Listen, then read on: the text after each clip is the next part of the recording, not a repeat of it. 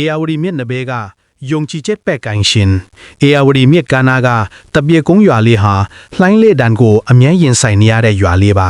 အဲ့ဒီရွာမှာဦးတာကျော်ဆိုတဲ့ငါးဖမ်းသမားအဖိုးကြီးတူရှိတယ်သူဟာလေကိုကိုယ်တိုင်ထွင်းပြီးဖန်တီးထားသူဒါပေမဲ့ရွာသားတွေကသူ့လေဟောင်းကြီးကိုမယုံကြည်ကြဘူးတရက်မှာမြစ်ရေဟာမကြုံစဘူးတိုက်စားပြီးရုတ်တရက်ရေစီးကျလာတယ်ရွာကိုပါရေဝင်တော့မဲ့အခြေအနေဖြစ်လာတယ်ရွာသားတွေဟာသူတို့လှေအသစ်တွေကိုစီးပြီးကမ်းပေါ်အလင်းအမြန်တပြေးကြတယ်ဒါပေမဲ့ရေစီးအယမ်းကြတော့လူအချို့ကလှေကိုမထင်းနိုင်ပဲဝဲထဲပါတော့မလို့ဖြစ်လာတယ်ဒီအချိန်မှာဦးတာကျော်ကသူ့လက်ဟောင်းလွှမ်းနေတဲ့လေငယ်လေးကိုတွန်းထုတ်လိုက်တယ်ရွာသားတွေကအဘအဲ့ဒီလေကဟောင်းလွှမ်းပြီးဒီရေစီးကိုဘဲခံနိုင်မလဲလို့အော်ဟစ်သားကြတယ်ဦးတာကျော်ကပြုံပြီးဘာမှပြန်မပြောဘူးသူဟာသူ့လက်နဲ့ကိုယ်တိုင်ထွင်းထားတဲ့ပဲ့ကင်တန်ကိုမြဲမြံစွာဆုပ်ကင်ပြီးကြမ်းတမ်းတဲ့ရေစီးကိုထူးဖောက်လိုက်တယ်သူ့လေဟာတင်းငယ်ပေမဲ့လှိုင်းတဲ့ရေစီးရဲ့အားကိုဘလို့စီးဆင်းရမယ်ဆိုလာကိုသိနေတယ်လို့ပဲတိတိပတ်ပတ်လှုပ်ရှားနေတယ်ခဏအကြာမှာရေထဲမျောနေတဲ့ရွာသားတွေကို